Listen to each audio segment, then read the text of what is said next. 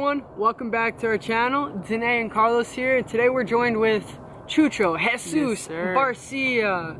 Today he's going to be sharing his story as part of my story series here on our channel. If you guys haven't watched the previous videos, you know, once you're done with Chuchu's video, go back, watch them.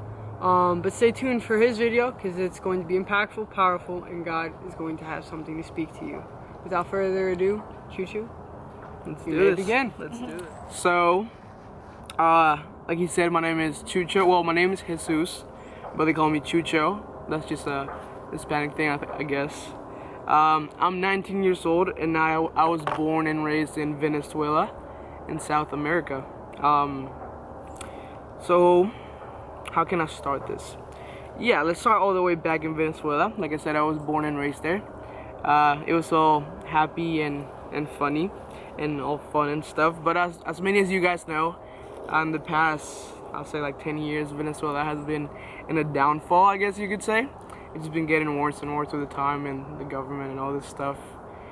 But I think the main thing to me, it's knowing that, well, right now at least I know, I didn't know this before, but God is always in control and everything, and His plans are perfect. He knows what's going to happen even when we don't. We're always doubting. But yeah, I grew up in church. I was pretty much raised in a church. My dad it's not a pastor, but we were always involved in church with like production and like media and all this stuff. So I was always around, you know, helping out with whatever, like folding cables, or like, you know, putting them back after the service, or like just with like putting up the chairs and all that good stuff that you do at church when you're born and raised in a church, I guess you could say. And yeah, I grew up in church, you know, helping, going to like all the Sunday services and all the weekly stuff that, you know, you go to. And growing up in church, it really made me see the world differently. More like knowing that God has control over everything, and not thinking about all that really happens around us. But as I grew up and I started going to I guess what you would call here middle school and like high school, I guess you could say, things started to change. I guess I became more aware of the world and like what happens, especially living in Venezuela. You really like see what really goes on, things that as a kid I didn't understand, because I didn't have to work or, you know, do nothing that my parents had to do or deal with because I was just a kid. So as I became more aware, I started slowly drifting away from what my purpose and what God had for my life. And then when I was 14, yes, right before I turned 15, me and my family made the decision to move to the US, leaving everything that we had behind, leaving family and friends and people that I grew up with. My best friend, who it's now in Florida, but that doesn't matter. Leaving all that behind and starting this new adventure, this new journey in a whole different country where I did not know how it was or how it was gonna be. I like it was my main language.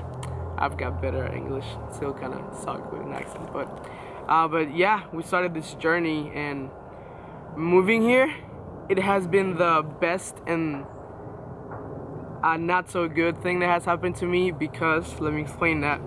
When we moved here, we moved to Orlando, Florida,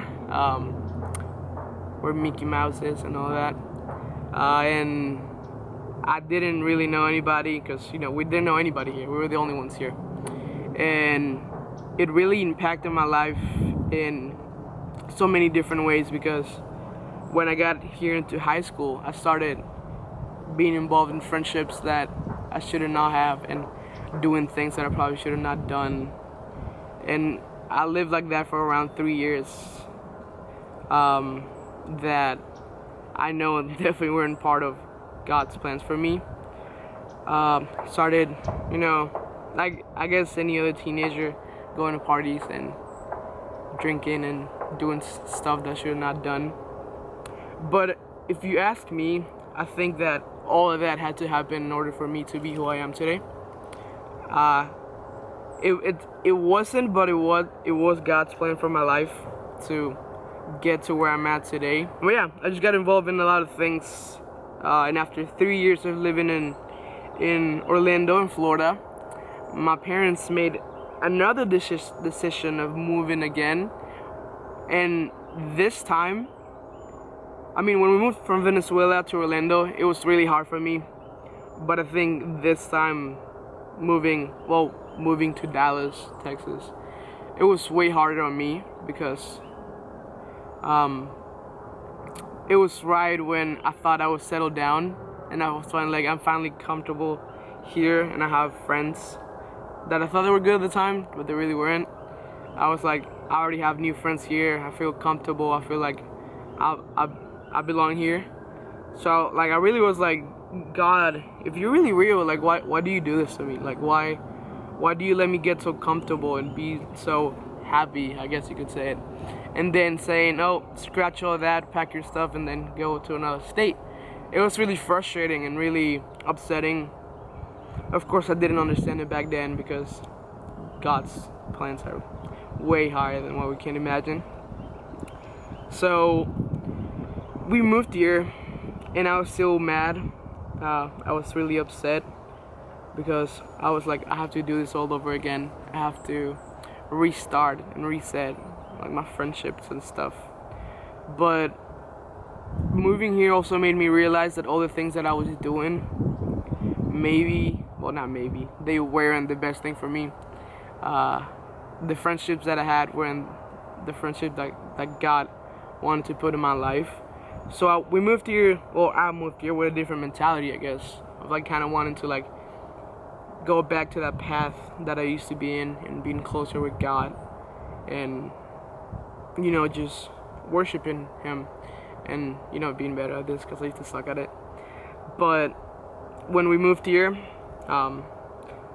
because my dad got a job in a church as a media producer or like whatever, and it wasn't until a year and a half later after moving here that I started going back, like really involved in church and like actually seeking God and searching for Him like we do now, getting involved in church. And because of a friend that goes to my church, I heard about this place called Christ for the Nations. At the time I was like, I don't want to go there.